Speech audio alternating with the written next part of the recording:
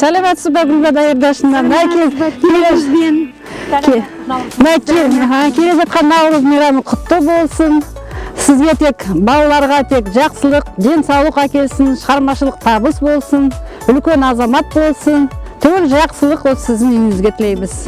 Біздің облыстық кітапхананың қызметкерінің атынан сіздерге Наурыз мейрамы аясында осындай кішкене сыйлық әкелгенбіз сіздің балаларыңызға. Ойыншықтар, кітаптар. Рахмет. Енді мен де балалардың атынан, бүкіл педагогикалық ұжымының атынан мына келе жатқан Наурыз мерекесімен шын жүректен сіздерді құттықтаймын.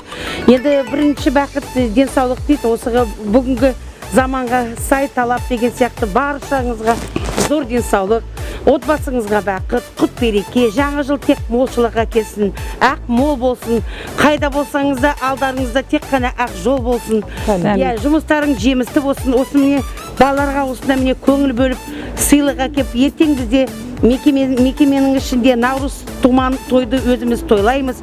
Сондықтан осы міне сыйлықтарды балаларға арнап, сіздердің атынан арнап біз сыйлаймыз. Көптен көп рахмет. Наурыз құтты болсын. Рахмет, бірге болсын.